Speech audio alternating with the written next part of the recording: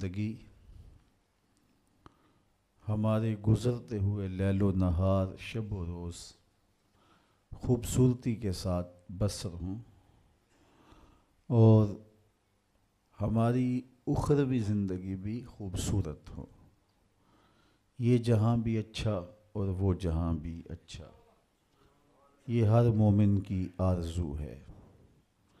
دونوں جہانوں کی فلاح کامیابی ہمارا مقصود ہے. جو لوگ اس دنیا کی زندگی کو ہی مقصود سمجھ بیٹھے اور آخرت کو بھول گئے، انہوں نے خسارے کا سودا کیا. اور جنہوں نے یہ سمجھا کہ آخرت پانے کے لیے دنیا کو ترک کرنا پڑے گا، وہ دین کو سمجھ نہیں پائے. ترک دنیا سے رب نہیں ملتا، بلکہ زہد دنیا مقصود ہے. دنیا کا ترک اور ہے، زہد اور ہے. زہد یہ ہے کہ سب کچھ ہونے کے باوجود دھیان رب کی طرف ہو. تو ہمیں دنیا کا ترک کرنے کی تلقین نہیں کی گئی. ہمیں کہا گیا کہ دنیا میں رہو، بھرپور زندگی گزارو. مال ہوگا تو زکوٰۃ دو گے، پیسے ہوں گے تو حج کرو گے. یہ تمہارے لیے ہم نے لازم قرار دیا ہے کہ تم بھرپور زندگی بسر کرو، لیکن دیکھنا زندگی میں رب کی نافرمانی نہ ہونے پائے. صوفیہ فرماتے ہیں دنیا میں ایسے رہو جس طرح کشتی پانی میں رہتی ہے، پانی میں رہنے کے باوجود اپنے اندر پانی کو نہیں آنے دیتی. تم دنیا میں رہو لیکن دنیا تمہارے اندر نہ رہے. کشتی پانی میں رہے تو خیر ہے، لیکن پانی کشتی میں آ گیا تو کشتی کو لے ڈوبے گا. اس لیے تم دنیا میں رہ کر کے بھی اپنے رب سے اپنے تعلق کو مضبوط کرو. ایک شخص حضور کی خدمت میں حاضر ہوا اور سخت کمزور تھا. حدیث میں آتا ہے چوزے کی طرح کمزور. آقا کریم نے اسے فرمایا تو نے اللہ سے کوئی دعا تو نہیں کی تھی؟ اس نے کہا جی حضور میں نے ایک دعا کی تھی، شاید وہ دعا قبول ہو گئی. کیا دعا کی تھی؟ میں نے کہا تھا مالک آخرت کے حصے کے دکھ بھی دنیا میں دے دے تاکہ میری آخرت صاف ہو جائے. تو وہ دعا قبول ہو گئی ہے. مجھے یہی لگتا ہے اتنے دکھ، اتنے مصائب، آلام، تکلیفیں آ رہی ہیں کہ انہوں نے مجھے توڑ کے رکھ دیا. مجھے بیماری کوئی نہیں، لیکن ان مصیبتوں نے میرا وہ حال کر دیا کہ آپ ملاحظہ کر رہے ہیں. تو بظاہر بڑی خوبصورت بات تھی، لیکن میرے حضور نے اس کی اس بات کو پسند نہیں کیا اور اسے فرمایا کہ تو نے یہ کیوں کہا کہ آخرت کے حصے کے دکھ بھی دنیا پہ آ جائیں؟ تو نے یہ کیوں نہیں کہا ربنا آتنا فی الدنیا حسنۃ وفی الآخرۃ حسنہ؟ اے اللہ مجھے دنیا میں بھی بہتریاں دے دے، آخرت میں بھی بہتریاں دے دے. تو یہاں ذلیل ہونے کے لیے نہیں آئے، یہاں بھی عزتیں ملیں، آخرت میں بھی عزتیں ملیں. تو یہ اسلام کا مزاج نہیں ہے کہ رب کو پانے کے لیے دنیا کو ترک کرنا پڑے گا. بدھ نے کہا تھا خدا کا قرب پانے کے لیے عورت سے دور رہنا ہوگا. اگر آپ عورت سے متمتع ہوتے ہیں تو پھر رب کا قرب نہیں ملتا. یہ بدھ کا نظریہ ہے. میرے حضور نے کہا مجھے عائشہ کے بستر میں وحی آتی رہی ہے. تو ہمارا دین کوہ و غار کا دین نہیں ہے، رہبانیت نہیں ہے. اسلام ایک بھرپور زندگی گزارنے کا درس دیتا ہے.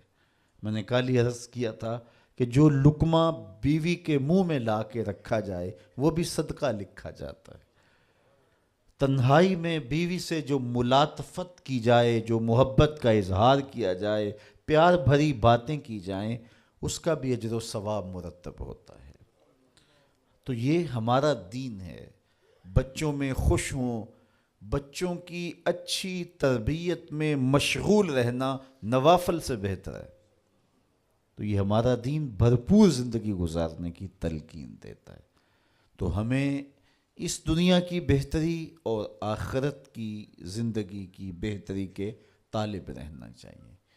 اس دنیا کی بہتریاں بہت ساری ہیں، سب سے بڑی بہتری اس دنیا کی زندگی کی کیا ہے؟ دولت، شہرت، عزت، آبرو، کیا اس دنیا کی سب سے بڑی دولت ہے جو مل جائے تو اس پر بہت زیادہ شکر کرنا چاہیے؟ تو آئیے قرآن کھولیے، سورہ المومنون ہے، ارشاد فرمایا قد افلح المؤمنون، فلاح انہوں نے پائی جنہیں ایمان نصیب ہوا۔ تو اس کائنات میں سب سے بڑی نعمت جو حضرت انسان کو دی گئی ہے وہ دولت ایمان ہے۔ قیامت کے دن سب سے بڑی نعمت جو مومنین کو دی جائے گی وہ دیدار الہی ہوگا۔ تو جو آخرت میں دیدار الہی سے محروم ہو گیا اور دنیا میں ایمان سے محروم ہو گیا وہ حقیقی محروم ہے۔ ایک شخص چرخ میں اڑتا ہے، ہواؤں میں جھومتا ہے، جھولتا ہے، ہر دولت اس کو میسر ہے، عزت شہرت اس کی باندھی ہے، وقار تکریم اسے حاصل ہے، دنیا جانتی ہے، زمانہ سلوٹ کرتا ہے، جو چاہتا ہے وہ ہو جاتا ہے، ہر عیش و عشرت میسر ہے، لیکن اس کے سینے میں ایمان کا چراغاں نہیں، کوڈی مول نہیں ہے اس کا۔ اور ایک شخص جھونپڑے میں رہتا ہے، کھانے کے لیے کبھی مل جاتا ہے کبھی نہیں بھی ملتا، دنیا اسے پہچانتی بھی نہیں ہے، وہ معروف شخص بھی نہیں ہے، لیکن اس کے سینے میں ایمان کا چراغاں ہے، وہ خوش نصیب شخص ہے۔ میرے حضور کا ایک فرمان سنیے، حضور نے فرمایا میرے دوستوں میں سے قابل رشک دوست وہ ہے۔ حضور نے فرمایا میرے دوستوں میں سے، جس کو حضور دوست کہیں اس کی تو پھر قسمت پہ ناز کرنا چاہیے۔ کہا میرے دوستوں میں سے جو قابل رشک دوست ہے وہ ہے جس کا سامان دنیا تھوڑا ہے، نمازیں زیادہ ہیں۔ جب وہ چلتا ہے تو اس کی طرف اشارہ بھی نہیں ہوتا، یہ فلاں صاحب جا رہے ہیں، کوئی ایسا معروف شخص نہیں، کوئی بہت عہدہ ساتھ نہیں لگا ہوا کہ جب چلے تو لوگ کہیں یہ فلاں جا رہے ہیں۔ اللہ اکبر۔ پھر میرے حضور نے فرمایا کہ ثم نقد بیدہ، حضور نے ہاتھ سے چٹکی بجائی، ثم نقد بیدہ، ہاتھ سے چٹکی بجائی، اور پھر فرمایا اس کو موت بھی ایسے ہی آئی، اس کو موت بھی ایسے ہی آئی۔ پھر فرمایا قلت بواکی ہے، اس کو رونے والے بھی تھوڑے ہی تھے، اس کو رونے والے بھی زیادہ نہیں تھے۔ قلت تراسہ، اس کی وراثت بھی بہت لمبی نہیں نکلی۔ فرمایا میرے دوستوں میں قابل رشک دوست دیکھنا ہے تو یہ اس کا جنازہ جا رہا۔ تو ہماری سب سے بڑی دولت ایمان کی دولت ہے، نمازوں کی دولت ہے، شرافت کی دولت ہے۔ یہ دولتیں ہمیں جمع کرنی چاہیے۔ سویر سے لے کر شام تک دونوں ہاتھوں سے ہم امیر بننے کی دوڑ میں لگے ہوئے ہیں، کوشش کر رہے ہیں دولت جمع ہو جائے، دونوں ہاتھوں سے اکٹھی کر رہے ہیں، امیر بن جائیں، دولت مند بن جائیں۔ خیال ہے کہ اگر دولت بہت ساری ہوگی تو سکون ملے گا، جب مل جاتی ہے دولت تو پھر سکون نہیں ملتا، کہتے ہیں کچھ اور حاصل ہو تو سکون ملے گا، ساری زندگی اس دوڑ میں گزر جاتی ہے۔ جس طرح دنیا کی دولت جمع کرنے کے لیے دوڑ لگاتے ہو، شرافتیں جمع کرنے کے لیے دوڑ لگاؤ، نجابتیں حاصل کرنے کے لیے دوڑ لگاؤ، سجدوں کی کثرت حاصل کرنے کے لیے دوڑ لگاؤ، صالح اعمال جمع کرنے کے لیے دوڑ لگاؤ۔ خوش نصیبی ہے، ہاں اپنے بچوں کے لیے کاروبار بھی کرو، رزق بھی کماؤ، دولت ضرورت کی تمہیں ہونی چاہیے تمہارے پاس، لیکن فرض کرو اگر نہیں بھی ہے تو اتنی بھی ٹینشن لینے کی ضرورت نہیں ہے، جو میسر ہے اس پہ راضی رہو۔ نہیں 4 کنال کا بنگلہ تو 1 کنال کا گھر جو ہے وہ بھی سکون دیتا ہے، کنال کا گھر بھی نہیں ہے تو 5 مرلے کا کٹیا بھی تو، چھت تو اپنی ہے نا، سکون دیتا ہے۔ چلو ایسا بھی نہیں ہے تو 1.5-2 مرلے میں بھی رہتے ہو تو وہاں بھی تو قرار ہے، اور سنو حضور کا ایک فرمان، سیدنا علی المرتضیٰ سے مروی ہے، میرے حضور نے فرمایا جو اللہ کے دیے گئے تھوڑے رزق پہ راضی ہو گیا، اللہ قیامت کے دن اس کے تھوڑے عملوں پہ راضی ہو جائے گا کہ میرے بندے تو بندہ ہو کے راضی ہے، میں تو پھر رب ہوں۔ تو یہ کتنا اچھا سودا ہے، اس پہ راضی ہو جانا۔ دکھوں کو ختم یہی چیز کرتی ہے۔ بندہ رب پہ راضی ہونا سیکھ لے تو جہاں بندہ ہوگا وہیں خوش ہوگا، اور راضی ہونا نہیں سیکھے گا تو کھرب پتی بھی ہوگا، نفس کی کمینگی ختم نہیں ہوگی۔ تو پھر اس پہ راضی رہنے کا فن سیکھنا چاہیے۔ یہ فن ملتا کہاں سے ہے؟ یہ فقیروں کی چوکھٹ سے ملتا ہے، اللہ والوں کی صحبت سے ملتا ہے، ان کی اپنی زندگی توکل کا نمونہ ہوتی ہے، تو ان کے پاس بیٹھ کر کے بہت کچھ سیکھنے کو ملتا ہے کہ یہ بھی تو زندگی گزار رہے ہیں۔ حضور کی سیرت پڑھیں، آپ کو یہ سب کچھ ملے گا۔ اللہ نے اپنے محبوب کو اختیار دیا، محبوب اگر چاہو تو یہ بطحہ مکہ سونے اور چاندی کا بنا دیں۔ تو حضور کیا کہتے ہیں؟ ایک دن کھانا دینا، ایک دن فاقہ دینا۔ جس دن کھانا ملے گا تیرا شکر کروں گا، جس دن فاقہ ملے گا صبر کروں گا۔ تو اللہ کے حضور عجز، اللہ کے حضور رضا، یہ بہت بڑی دولت ہے۔ اگر نصیب ہو گئی تو سمجھو زندگی سوکھی ہو گئی، ورنہ ساری زندگی دھوڑی ختم نہیں ہوتی ہے، بھاگم باغ لگی رہتی ہے، اور ہر وقت جو ہے وہ مشکل جان نہیں چھوڑتی۔ لیکن جو اس پہ راضی رہنے کا فن سیکھ جاتا ہے تو وہی باکمال شخص ہوتا ہے، اور اسے ہی طمانیت کی زندگی ملتی ہے، اور اسے ہی قرار کا سودا نصیب ہوتا ہے۔ شاہ جہاں راوی کے کنارے ٹہل رہا تھا تو اس نے دیکھا کہ وہاں ایک فقیر ریت پہ سویا ہے، تو اس نے اس کو کہا کہ بابا زندگی کیسی گزر رہی ہے؟ اس نے دیکھا اور مسکراتے ہوئے کہا کچھ تو تیرے جیسی گزر رہی ہے، کچھ تیرے سے بہتر بھی گزر رہی ہے۔ تو بادشاہ کو بڑی حیرت ہوئی، اس نے سمجھا یہ مجھے پہچانا نہیں۔ فقیر کو کیا پتہ ہے شہنشاہ کیا ہوتے ہیں۔ اس نے کہا تم مجھے پہچانا نہیں؟ کہا تم شاہ جہاں ہو نا، بر صغیر کے بادشاہ ہی ہو نا؟ کہا ہاں ہاں، تو پھر تم نے کیسے کہہ دیا کہ کچھ تیرے جیسی کچھ تیرے سے بہتر؟ میرے جیسی زندگی کا تصور نہیں ہو سکتا، اور تم بہتر کی بات کر رہے ہو۔ محلات کی زندگی دیکھی ہے تم نے؟ شاہی خدمت گزاروں کے رنگ دیکھے ہیں؟ آبنوسی جو ہے وہ پنکھیوں پر خادماؤں کے انداز دیکھے ہیں؟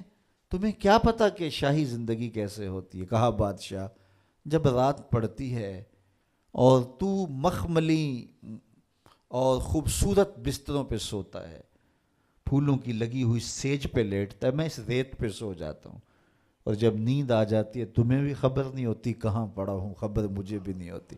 اس وقت میری اور تمہاری زندگی ایک جیسی گزر رہی ہوتی ہے۔ تو کہا میرے سے بہتر؟ کہا جب سحری کا وقت ہوتا ہے تم سو رہے ہوتے ہو، میں اٹھ کے اس سے لو لگا دیتا ہوں، یہ میرا وقت تیرے سے بہتر گزر رہا ہوتا ہے۔ تو جب انسان اس پہ راضی ہو جائے تو پھر اس کو زندگی گزارنے کا مزہ آتا ہے۔ بات لمبی نہ ہو تو سب سے قیمتی اثاثہ جو ہمیں دیا گیا ہے وہ ایمان ہے۔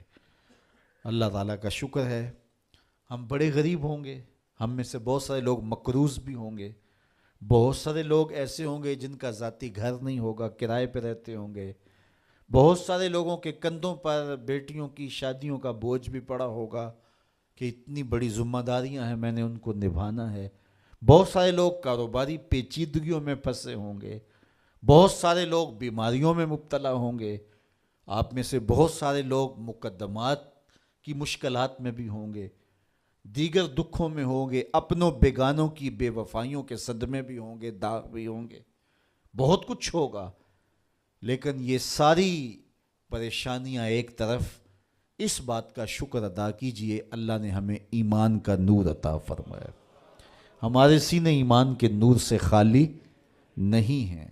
میرے والد گرامی اللہ ان کی قبر پہ کروڑوں رحمتوں کا نزول کرے، ایک شعر جھوم کے پڑھا کرتے تھے، محمد جان جانا ہے پیغمبر ہو تو ایسا ہو، رسولوں کی بشارت سے مبشر ہو تو ایسا ہو، امر توقیر کا سب کو موکر ہو تو ایسا ہو، کیا ہم کو غلام ان کا مقدر ہو تو ایسا ہو۔ تو یہ ہمارے بخت کہ ہمیں حضور کا غلام ہونے کی سعادت بخشی گئی۔ قد افلح المؤمنون، فلاح انہوں نے پائی جو اہل ایمان ہیں۔ الذین هم فی صلاتہم خاشعون، یہ وہ خوش نصیب لوگ ہیں جو نماز میں خشوع کرتے ہیں، گڑ گڑاتے ہیں، اللہ کے حضور عاجزی کرتے ہیں، ان کی آنکھیں آنسوؤں کا خراج دیتی ہیں، عجز کرتے ہیں اس کے حضور۔ یہ سعادت مندی ہے، نماز میں خشوع نصیب ہو جانا۔ میرے حضور نے ارشاد فرمایا، جب حضرت جبریل حضور کے پاس آئے اور حضور کی خدمت میں ادب سے بیٹھ گئے تو انہوں نے کچھ سوال پوچھے، تو ان سوالوں میں سے ایک سوال یہ تھا کہ حضور مجھے احسان کے بارے میں خبر دیجیے۔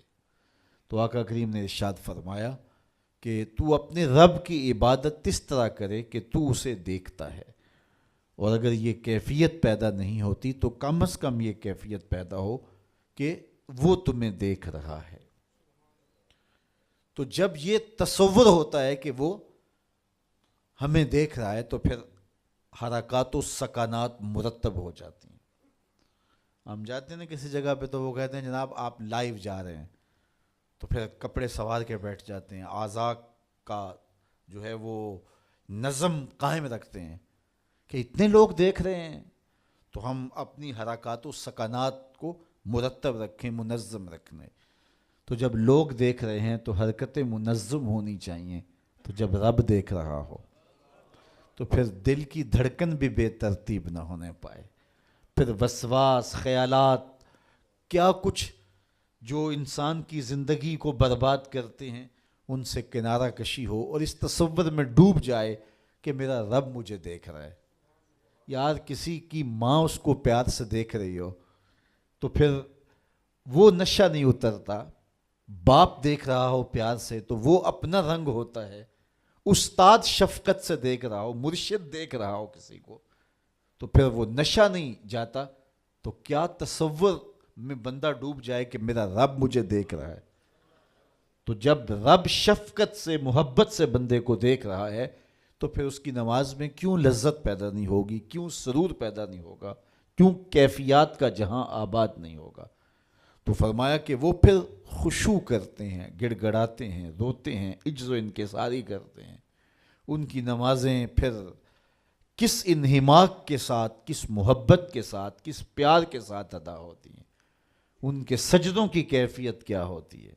ایک روایت میں آتا ہے بندے کو پتہ چل جائے سجدے میں جو اس پر رحمتیں اترتی ہیں تو وہ سجدے سے سر ہی نہ اٹھائے، اتنی رحمتیں اس کے اوپر نازل ہو رہی ہوتی ہیں۔ تو وہ اپنی نمازوں میں خشوع کرتے ہیں، للہیت کے ساتھ، خلوص کے ساتھ، عجز و انکساری کے ساتھ، گڑ گڑاتے ہوئے، روتے ہوئے۔ اللہ اکبر۔ حضور علیہ الصلوۃ والسلام جب نماز پڑھتے تھے تو ایسے لگتا تھا جس طرح حضور کے سینے میں ہنڈیا پک رہی ہے، اس طرح حضور علیہ الصلوۃ والسلام کا جو سینہ اطہر خوف خدا سے، خشیت الہی سے جو ہے وہ اس طرح حضور کے سینے کی کیفیت تھی، ہنڈیا کے ابلنے کی جس طرح آواز ہوتی ہے۔ اللہ اکبر۔ والذین هم عن اللغو معرضون، اور ان خوش نصیب لوگوں کی کہانی یہ ہے کہ بیہودہ بات کی طرف التفات نہیں کرتے، ان کی زندگی مقصدیت کے نور سے مالا مال ہوتی ہے۔ یہ بات کی، ادھر کی اڑا دی، چائے والے کھوکھے پہ بیٹھے 3 گھنٹے گزار دیے، حمام پہ بیٹھے 2 گھنٹے گزار دیے، فضولیات پہ بحث کرتے رہے۔ ان کی زندگی اتنی فضول ہوتی ہے کہ وہ بیہودہ کاموں پہ وقت لگا دیں۔ وقت تو سب سے قیمتی اثاثہ ہے، قیمتی اثاثہ، سب سے قیمتی کمائی۔ انسان یوں تو نہیں اڑاتا، تو سب سے قیمتی اثاثہ جو ہمیں دیا گیا وہ وقت۔ امام شافعی فرماتے ہیں میں نے فقیروں سے 2 باتیں ایسی سیکھی ہیں جنہوں نے مجھے بڑا نفع دیا ہے۔ چونکہ جو اہل اللہ کی باتیں ہوتی ہیں وہ باتوں کی امام ہوتی ہیں، چونکہ ان کے مشاہدات کا نچوڑ ہوتا ہے۔ حضرت امام احمد بن حنبل حضرت بشر حافی کے پیچھے دوڑتے تھے تو کسی نے ان کو کہا کہ آپ اتنے بڑے عالم ہیں تو اس فقیر سے کیا تلاش کرتے ہیں؟ تو امام احمد بن حنبل فرمانے لگے کہ احمد بن حنبل جس رب کو مانتا ہے بشر حافی اس رب کو جانتا بھی ہے۔ تو ان سے بڑی باتیں ملتی ہیں ہمیں. تو کہا فقیروں کی 2 باتوں نے مجھے بڑا ہی فائدہ دیا. ان میں سے ایک بات یہ، الوقت سیف قاطع، وقت کاٹ دینے والی تلوار ہے. اگر وقت کو تم نہیں کاٹو گے تو وقت تمہیں کاٹ دے گا. کہا اس بات نے مجھے بڑا نفع دیا اور میرا وقت بچایا، ورنہ ہمارا کتنا وقت برباد ہو جاتا ہے. کس نے کتنے سکور کیے جی، کس نے کتنے جو ہے وہ آؤٹ کیے، اور کون کس میچ میں کتنے جو ہے اس نے سکور بنائے، اس پہ میں نے دیکھا 2 گھنٹے لوگ بات کر لیتے ہیں. اتنا وقت لوگوں کے پاس ہوتا ہے. مقصد کیا ہے اس کا، مدعا کیا ہے. ٹیلی ویژن پہ ٹاک شوز چل رہے ہوتے ہیں ایسے موضوعات پہ، تو حیرت ہوتی ہے کہ اتنا قیمتی وقت، اور ہم بحیثیت قوم کھڑے کہاں ہیں اس وقت دنیا میں، اور ہمارے پاس اتنا زائد وقت ہے کہ ہم کن امور پہ بحث کر رہے ہیں. کوئی بندہ باہر سے آیا نا تو اس نے دیکھا کہ پھاٹک بند ہے اور لوگ سائیکل سر پہ اٹھا کے اور موٹر سائیکل بھی جو ہے وہ کسی طرح سے گھسیٹ کے جو ہے وہ ریلوے لائن عبور کر رہے ہیں. تو وہ بڑا متاثر ہوا کہ اتنی ذمہ دار قوم ہے کہ جو گاڑی کے آنے کا انتظار بھی نہیں کرتی، اور ان کو اپنے مقصد پر جانے کے لیے، کام پر جانے کے لیے اس قدر ان کو جلدی ہے کہ یہ سائیکل بھی سڑک پہ اٹھا کے سڑک عبور کر رہے ہیں. تو خیر جب پھاٹک کھلا تو وہ گیا تو دیکھا آگے بندریا کا تماشا لگا تھا، 600 آدمی وہاں کھڑا تھا. اس نے کہا اچھا اس کی جلدی تھی سب کو. تو ہمارا تو کتنا وقت بندریا کے تماشے کو دیکھتے ہوئے گزر جاتا ہے، جب ہم بحیثیت قوم دنیا میں کہاں کھڑے ہیں. تو ہمیں تو اپنے ایک ایک لمحے کی قدر کرنی چاہیے. کاروباری لوگوں کو بھی آگے بڑھنا چاہیے، علماء کو بھی اپنے وقت کی قدر کرنی چاہیے، عوام کو بھی کرنی چاہیے. ہمارے علماء کا بھی حال ایسے ہی ہے. ایسے ایسے موضوعات پہ گفتگو کرتے ہیں جو نہ قوم کی ضرورت ہوتی ہے اور نہ ان کی ضرورت ہوتی ہے، لیکن بس وقت ہے کہ ان کے پاس اتنا ہے کہ 3 گھنٹے ایسے ایسے موضوعات پہ بات کر جاتے ہیں کہ جس کی قوم کو کس طرح سے ضرورت بھی نہیں ہوتی ہے. تو ہم اپنے وقت کو ضائع کرتے ہیں جو سب سے قیمتی اثاثہ ہے ہمارے پاس. حضرت امام ابو بکر بن داسا کہتے ہیں میں امام ابو داود سے ملا، یہ جنہوں نے سنن نبی داؤد لکھی ہے. تو کہتے ہیں کہ وہ فرمانے لگے کہ مجھے اللہ کے رسول صلی اللہ علیہ وآلہ وسلم کی 6 لاکھ حدیثیں زبانی یاد ہیں. ان 6 لاکھ احادیث رسول کا میں نے خلاصہ تیار کیا تو میرے پاس رہ گئیں 4000 حدیثیں. پھر میں نے زہد، مناقب، فضائل، قصص اور پچھلی امتوں کے تذکروں پر مشتمل حدیثوں کو الگ کر دیا. جن احادیث سے صرف مسائل شرعیہ کا استنباط و استخراج کیا جا سکتا تھا میں نے ان کو الگ کیا تو میرے پاس رہ گئیں 800 حدیثیں. ان 800 احادیث سے ہی پورے دین کو سمجھا جا سکتا ہے. جس طرح کہ قرآن مجید کی آیات میں سے 500 آیات ایسی ہیں جن سے احکام شرعیہ ثابت ہوتے ہیں. باقی کچھ پچھلی امتوں کے تذکرے ہیں، کچھ تنذیر ہے، جہنم سے ڈرایا گیا ہے، تحذیر ہے، اور کچھ تبشیر ہے، جنت کا بتایا گیا ہے، اس کے نقشے بیان کیے گئے ہیں. پچھلی قوموں پر آنے والے عذاب، ان کے اسباب بیان کیے گئے ہیں، اور بہت ساری چیزیں بیان کی گئی. لیکن جن سے احکام ثابت ہوتے ہیں ان کی تعداد، ان آیات کی، آیات الاحکام جو ہیں ان کی تعداد 500 ہے. اسی طرح لاکھوں احادیث کا خلاصہ جو تیار کیا تو جن احادیث سے احکام کا ثبوت ہوتا ہے اور مسائل شرعیہ کا استنباط و استخراج کیا جاتا ہے ان کی تعداد ہے 800. تو حضرت امام ابو داؤد کہتے ہیں میں ان 800 احادیث کا ایک اور خلاصہ تیار کیا تو میرے پاس رہ گئیں 4 حدیثیں. اور ان 4 حدیثوں کے بارے وہ فرماتے ہیں اساس الاسلام ہیں، اسلام کی جڑ ہیں، اسلام کی بنیاد ہیں. ان میں سے ایک حدیث یہ ہے من حسن اسلام المرء ترکہ ما لا یعنی ہے. کسی شخص کے اسلام کا حسن یہ ہے کہ وہ ہر بے مقصد کام کو چھوڑ دیتا ہے، ترک کر دیتا ہے. تو جب بے مقصد کاموں کو ہم چھوڑ دیں گے تو ہمارے پاس پھر وقت کا مصرف بڑا خوبصورت ہوگا. لیکن ہمارا کتنا وقت بے مقصد کاموں میں گزرتا ہے۔ میرے ایک دوست کہتے ہیں یہ جو ہم موبائل سنتے ہیں اس میں ہور سناؤ نکال دیں تو کتنا وقت بچ جاتا ہے۔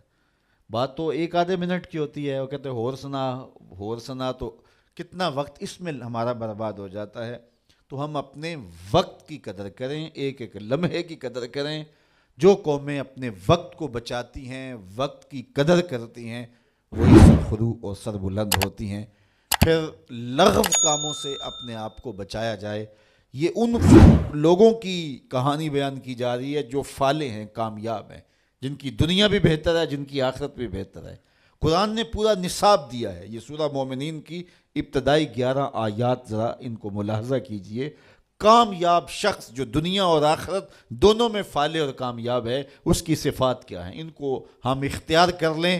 یہ اتنی بڑی باتیں ہیں کہ ہماری زندگی کو نور دینے کے لیے یہ باتیں کافی ہیں، چونکہ یہ ہمارے رب نے ہماری رہنمائی فرمائی ہے۔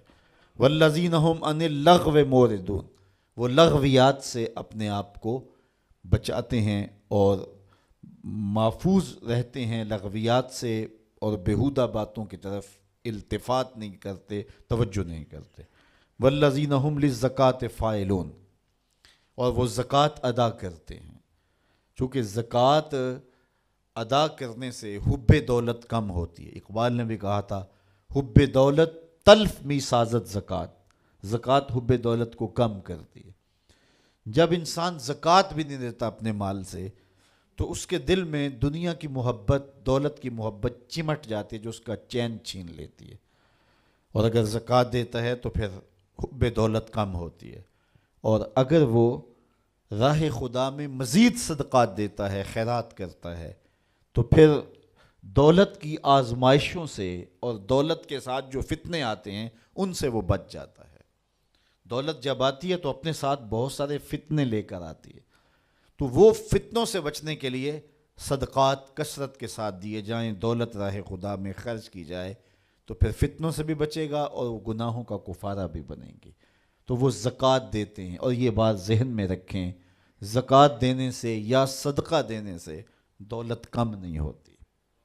میرے حضور نے ارشاد فرمایا، قسم کر کے ارشاد فرمایا، حضرت ابو کبشہ الانماری رضی اللہ تعالی عنہ سے مروی ہے، حضور نے 7 چیزیں ارشاد فرمائیں، جن میں 4 چیزیں حضور فرمایا بغیر قسم کے بیان کرتا ہوں، اور 3 چیزیں میرے حضور نے فرمایا میں قسم کر کے بیان کرتا ہوں۔ اللہ اکبر! جب حضور رب کی قسم کریں تو پھر کتنی بڑی بات ہوگی۔ تو فرمایا میں اللہ کی قسم اٹھا کے کہتا ہوں۔ ان میں سے ایک بات فرمایا، ما نقصا مال عبد من صدقہ، فرمایا میں محمد قسم اٹھاتا ہوں صدقے سے مال کم نہیں ہوتا۔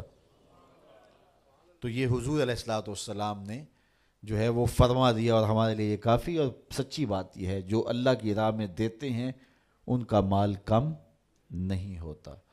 میرے بزرگ فرماتے تھے جب تک کنوؤں سے پانی نکالا جاتا رہا، تازہ بھی تھا وافر بھی تھا، جب کنوؤں نے پانی باہر دینا چھوڑ دیا، لوگوں نے لینا چھوڑ دیا، تو پھر کیا نتیجہ ہوا، پانی نیچے بھی چلا گیا، گدلا بھی ہو گیا۔ تو جب وہ باہر دیتے تھے، بانٹتے تھے، نیچے سے سوتے بھی پھوٹتے تھے۔ تم لوگوں کو راہ خدا میں دیتے رہو، اللہ بھی تمہیں عطا کرتا رہے گا۔ اللہ اکبر! والذین هم للزکوٰۃ فاعلون والذین هم لفروجہم حافظون، یہ بڑی اہم بات بیان فرمائی۔ فالح شخص کے لیے جو شرائط ہیں، ایک تو مال سے محبت نہ کرے، اس کو خیرات کرے، لغویات سے اپنے آپ کو بچائے، نماز میں خشوع اور عجز پیدا کرے، اور ایک خوبی یہ والذین هم لفروجہم حافظون، وہ اپنی پارسائی کے محافظ ہوتے ہیں، اپنی عصمت کے جوہر کو لٹنے نہیں دیتے، وہ آوارہ مزاج نہیں ہوتے، دل پھینک نہیں ہوتے، بلکہ وہ اپنی عصمت کے جوہر کو محفوظ کرتے ہیں اور حق صاحب حق تک پہنچاتے ہیں۔ میرے حضور نے ارشاد فرمایا، جو تمہارے 2 جبڑوں کے درمیان ہے، یعنی زبان، اور جو 2 ٹانگوں کے درمیان ہے تمہاری پارسائی کی جگہ، ان 2 چیزوں کی تم مجھے ضمانت دے دو، میں محمد تمہیں جنت کی ضمانت دے دیتا ہوں۔ دور موجود میں بے حیائی پورے عروج پہ ہے. ہمارا میڈیا اس کو پروموٹ کر رہا ہے. سوشل میڈیا نے قیامت ڈھا دی اور ماں باپ کی گرفت اولاد پر کمزور ہو گئی. ماحول اتنا حیا سوز ہو گیا کہ اپنے دامن اور اپنی عصمت کو محفوظ رکھنا اتنا آسان کام نہیں رہا. لیکن اس کے باوجود فالح بننے کے لیے یہ کام کرنا ہی پڑے گا، ورنہ فالحین میں نام نہیں آئے گا. کہ اپنی عصمت کے جوہر کو محفوظ رکھا جائے. حالات کے تیور کوئی بھی ہوں، حسن بجلیاں گرا رہا ہو، خواہشات دیوانی ہوں اور آرزوئیں مچل رہی ہوں، لیکن اپنی آبرو کا پہرا دے کہ میرا رب میری ہر ادا دیکھ رہا ہے. اور یہ یقین جب انسان کی روح میں اترتا ہے تو پھر حالات کا تیور کچھ بھی کیوں نہ ہو، انسان اپنی آبرو محفوظ رکھتا ہے. کیا آپ دیکھتے نہیں ہیں کہ حیا سوز ماحول میں بت کے اوپر موٹا کھیس ڈال کر دروازے بند کر کے زلیخا بولتی ہے کالت ہے تلک یوسف اب تو آ جاؤ نا، اب تو کوئی نہیں دیکھ رہا. اور پھر وہ شاہی محل کی شہزادی ہے اور جناب یوسف جوان رانا ہیں، لیکن جب اس نے دعوت پیش کی ہے حسن قدموں میں بچھنے کے لیے خود بےتاب ہے، تو جناب یوسف کیا بولے؟ قال معاذ اللہ، کہا میں اللہ کی پناہ میں آتا ہوں. اللہ اکبر. پھر اتنی روشنیاں برسیں کہ گناہ کا تصور بھی محال ہو گیا. یکا یک حضرت یوسف کے دل میں خیال آیا اور آپ نے زلیخا سے وہ بات بھی کی. کہا کہ تو اس بت سے حیا کرتی ہے جس کی بے نور آنکھیں دیکھتی نہیں، تیرا یہ جھوٹا معبود ہے تو اس سے بھی حیا کرتی ہے جس کی بے نور آنکھیں دیکھتی بھی نہیں. میں اس سے حیا نہ کروں جو ساتویں کوٹڑی میں بھی دیکھ رہا ہے. پھر حضرت یوسف کا یقین اتنا مضبوط ہوا، اتنا روشن ہوا کہ دروازے سامنے مقفل ہوئے تھے، لیکن اس سے اپنی جان چھڑا کر حضرت یوسف بھاگتے ہیں. دروازے کو تالا لگا ہوا ہے، لیکن جب یوسف تیقن کے ساتھ، یقین کے ساتھ دروازے کے قریب جاتے ہیں، زنجیر ٹوٹ کے گر جاتی اور دروازہ کھل جاتا ہے. پھر دوسرا، تیسرا، حتیٰ کہ 7 دروازے کھل جاتے ہیں اور حضرت یوسف کی عصمت پہ دھبا نہیں آنے پاتا.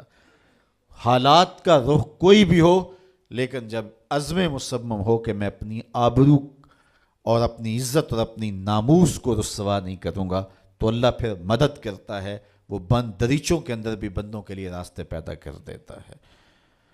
الا علی ازواجہم او ما ملکت ایمانہم فانہم غیر ملومین.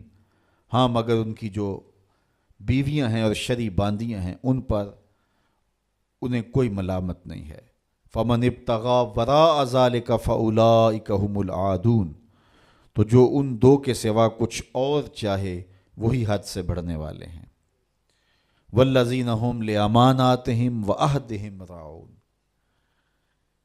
اپنی عصمت کے جوہر کو بھی محفوظ کر لیا، آبرو کا بھی پہرا دے دیا، نمازوں میں بھی خشوع ہے، لغویات سے بھی بچا، زکوٰۃ بھی دیتا ہے، پاکیزگی عفت کا بھی لحاظ رکھتا ہے، لیکن وعدہ کرتا ہے تو پورا نہیں کرتا.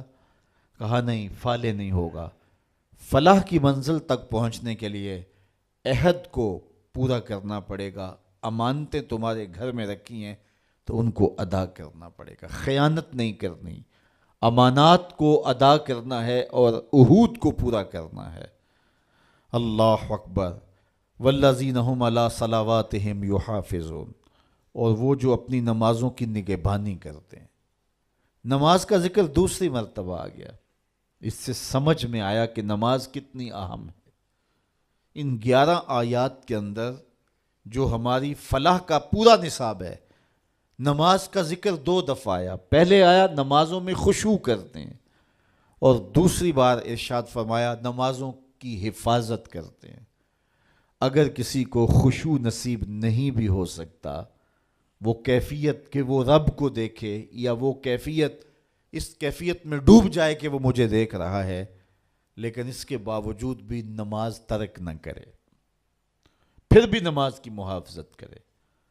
محدث کچھوچوی علیہ رحمہ کا واقعہ بیان کیا کرتا ہوں. ان سے ایک مرید نے کہا حضرت نماز پڑھتا ہوں لطف نہیں آتا. تو آپ نے فرمایا اس کے باوجود پڑھتے تو ہو نا؟ کہا جی وہ تو اللہ کا حکم ہے، وہ تو پڑھتا ہی ہوں. تو حضرت محدث کچھوچوی علیہ رحمہ جھومنے لگے، کہا واہ واہ، تم پھر لطف کے بندے نہیں رب کے بندے ہو. لطف نہیں بھی آتا تو پھر بھی پڑھتے ہو، اس کا مطلب تم لطف کے لیے نہیں پڑھتے، تم تو رب کے لیے پڑھ رہے ہو. تو میاں نہ بھی خشوع پیدا ہو پھر بھی نمازوں کی محافظت کی جائے. جب اللہ کا نمائندہ پکارے حی علی الصلاۃ حی علی الفلاح، سستی ہو، کسل ہو، بیماری ہو، جی نہیں بھی چاہ رہا، پھر بھی اٹھ کے چلے جاؤ. کیوں جا رہے ہو؟ اللہ کا حکم ہے. اللہ اکبر. تو نمازوں کی محافظت ضروری ہے. اس شخص سے بڑا بد نصیب کوئی نہیں کائنات میں جو شخص اللہ کی حضور جھکنا نہیں جانتا.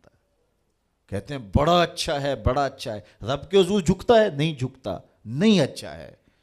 جو اپنے مالک کا شکر گزار نہیں ہے تو وہ کس طرح اچھا ہو سکتا ہے؟ تو رب کی حضور سجدہ ریزی جس کو میسر ہے وہ خوش نصیب شخص ہے، اور جس کو یہ دولت ہی نصیب نہیں ہے اس کے پلے کچھ بھی نہیں ہے. تو 5 گانا نماز شعار زندگی بناؤ. سونے سے قبل 5 انگلیاں بھی گن لو اور 5 نمازیں بھی گن لو. اگر نمازیں پوری ہے تو رب کا شکر ادا کر کے سو جاؤ، آپ کا دن اچھا گزر گیا. لیکن اگر 5 نمازیں نصیب نہیں ہیں تو پھر کچھ بھی پلے نہیں ہے. قیامت کے دن بندے سے سب سے پہلا سوال ہی نماز کا پوچھا جائے گا. سب سے پہلا سوال نماز کا پوچھا جائے گا. تو اس کے حضور پیشانی کو جھکانا. جب صبح طلوع ہوتی ہے نا تو چڑیاں رب کی تسبیح بولتی ہیں شاخوں پہ، یہ فاختائیں تسبیح بولتی ہیں، اشراط الارض تسبیح بولتے ہیں. بلوں سے سر نکال کے چونٹیاں رب کی تسبیح اور اس کی تقدیس کے ترانے پڑھتی ہیں. اس شخص سے بد نصیب کون ہوگا جس کے گھر سے خراٹوں کی آواز آتی ہے، اور اس سے بڑا خوش نصیب کون ہوگا ادھر پوپ پھٹ رہی ہوتی ہے ادھر مسلح بچھنے لگ جاتے ہیں. اور آج کل تو سحری کے لمحے میسر ہوتے ہیں، اٹھنا بھی نصیب ہوتا ہے. تو کتنے خوش نصیب ہیں کہ جنہیں سحری کے سجدے مل جاتے ہیں. میں ایک روایت میں پڑھا ہے جب سحری کا وقت ہوتا ہے تو شوہر اپنی بیوی کو اٹھاتا ہے، بیدار کرتا ہے، اللہ کی بندی اٹھ، اللہ کے حضور کچھ نوافل ادا کر لیں. سارے دن کی تھکی ہوئی خاتون نہیں اٹھ پاتی تو وہ خود ہی وضو کر کے نماز پڑھنے کے لیے مصلی بچھا لیتا ہے. لیکن وضو کرتے ہوئے اس کے دل میں آتا ہے بیوی کو بھی اس نیکی میں شامل کرنا ہے. میں نے بڑا بیدار کرنے کی کوشش کی، وہ اٹھی نہیں ہے. پیار ہے، حقیقی پیار ہے. اللہ اکبر. ایک شوہر نے اپنی بیوی سے کہا کہ تم مجھ سے پیار کرتی ہو؟ اس نے کہا میں ٹوٹ کے چاہتی ہوں تمہیں. اس نے کہا تو میں بھی آپ سے بڑا پیار کرتا ہوں. تو اس نے کہا کہ میرا جی چاہتا ہے کہ ہم کبھی بھی جدا نہ ہوں. اس نے کہا کہ میرا بھی یہی جی چاہتا ہے. اس نے کہا پھر نماز پڑھا کر، اگر نماز نہیں پڑھے گی تو جہنم میں ہوگی، میں جنت میں ہوں گا. اس لیے اگر ہم اکٹھے رہنا چاہتے ہیں تو پھر ہمیں نماز پڑھنی ہوگی. تو اس کا جی چاہا، پیار تو یہ ہے نا کہ میری بیوی کہیں محروم نہ رہ جائے. تو وہ چلو میں تھوڑا سا پانی وضو کے بعد لے آیا اور اپنی بیوی کے چہرے پہ چھڑک دیا اور خود مصلی بچھا کے نماز پڑھنے لگا. اب بیوی اٹھی دیکھا تو شوہر نماز پڑھ رہا ہے تو وہ بھی جلدی سے اٹھی. اس نے وضو کیا اور شوہر کے قریب ہی مصلی بچھا لیا. ذرا تصور تو کرو ان لمحوں کا کہ سحری ہے، کوئی دیکھنے والا نہیں ہے، ایک طرف شوہر کا مصلی بچھا ہے، ایک طرف بیوی کا مصلی بچھا ہے. کبھی وہ سجدے میں ہے، کبھی وہ قیام میں ہے، کبھی وہ رکوع میں ہے، کبھی وہ قومے میں ہے، کبھی وہ جلسے میں ہے، کبھی وہ اللہ کے حضور جھکی ہوئی ہے. تو جب دونوں نماز پڑھ رہے ہوتے ہیں حدیث میں آتا ہے دونوں کو دیکھ کے رب مسکرا رہا ہوتا ہے. اپنی شان کے مطابق اللہ مسکرا رہا ہوتا ہے کہ میرا بندہ اور میری دہلیز کی باندی کس طرح میرے حضور سجدہ ریز ہے. تو خوش نصیب وہ ہیں جنہیں اس کے حضور سجدہ ریزیاں نصیب ہوتی ہیں. اولئک ھم الوارثون.